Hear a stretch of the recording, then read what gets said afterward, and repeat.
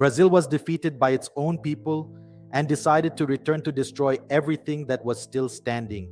Today, we're going to delve deeper into this incredible story. My name is Richard D'Souza, and we'll be exploring part 2 of the forgotten history of the Canudos War.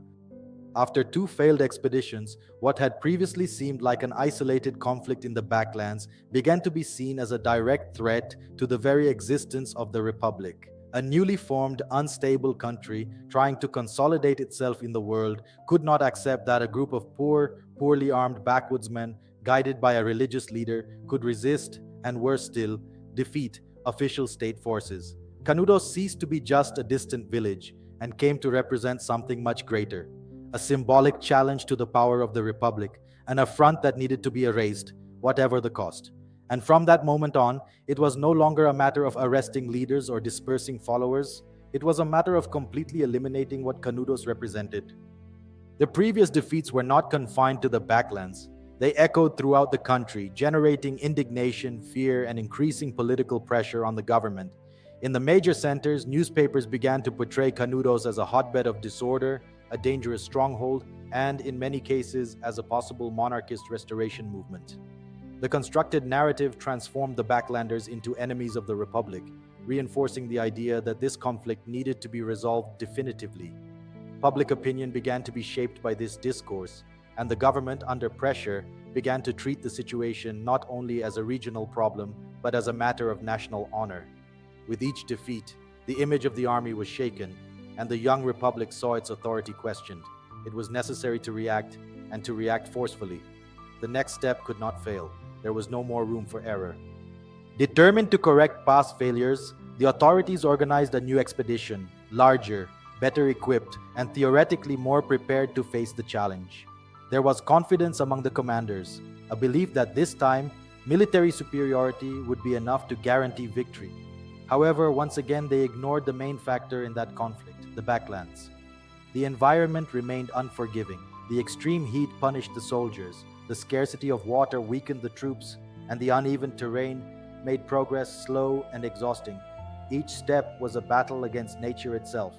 And when they finally approached Canudos, they found not a disorganized group, but a determined, prepared resistance deeply connected to the territory where they lived. The confrontation was harsh, intense, and once again surprising. The Canudos fighters, even with simple weapons, used strategies based on knowledge of the terrain, ambushes, and coordinated attacks. The result was another setback for the government, another retreat, another defeat, and with it, an even greater blow to the army's confidence and the Republic's political stability. After 3 consecutive failures, the situation ceased to be merely worrying. It became unsustainable. The Republic, still in its early years, saw its legitimacy questioned, while a village in the interior of the country continued to resist and grow in influence. Canudos was no longer just a focus of local resistance, but a national symbol of defiance against authority. Within the government, there was a growing perception that the problem had been underestimated from the beginning. The inability to coordinate effective actions, strategic errors, and a lack of understanding of the reality of the backlands contributed to transforming the conflict into something much larger than imagined. It was necessary to act decisively, with planning, structure, and sufficient force to leave no room for another failure. The decision was made. A major military offensive would be organized, with resources far exceeding those used previously. The 4th expedition would not be just another attempt, it would be the Republic's final response. Thousands of soldiers were mobilized, heavy weaponry was sent, and the operation began to be treated as a true war campaign. The troops' advance through the backlands was slow, exhausting, and marked by constant difficulties. Even so, this time there was a fundamental difference: the sheer volume of force. The objective was clear and left no room for interpretation: to surround Canudos, isolate its inhabitants, and completely destroy the settlement. With the siege established, the community began to feel the impact. Food shortages became critical, water became limited, and survival conditions deteriorated rapidly. What had once been a refuge began to transform into a scene of extreme resistance. Even in the face of hunger, thirst, and physical exhaustion, the inhabitants of Canudos did not retreat. The resistance remained firm, marked by constant confrontations, intense combat, and a determination that surprised even the most experienced soldiers. Each advance of the army was hard-won, facing a population that fought not only for territory but for what they believed in. The battles became increasingly brutal. Hand-to-hand combat was frequent, and losses accumulated on both sides.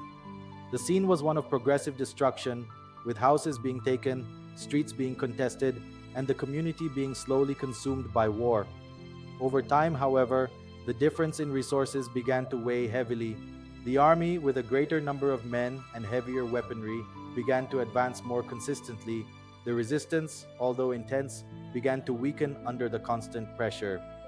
By the end of 1897, the outcome became inevitable. Canudos was completely destroyed, reduced to ruins after months of siege and combat. Most of its inhabitants did not survive, and what remained was a scene marked by devastation and silence.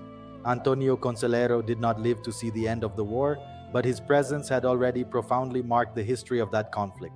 His leadership, his ideas, and the movement he built would remain a symbol of one of the most intense and violent episodes in Brazilian history.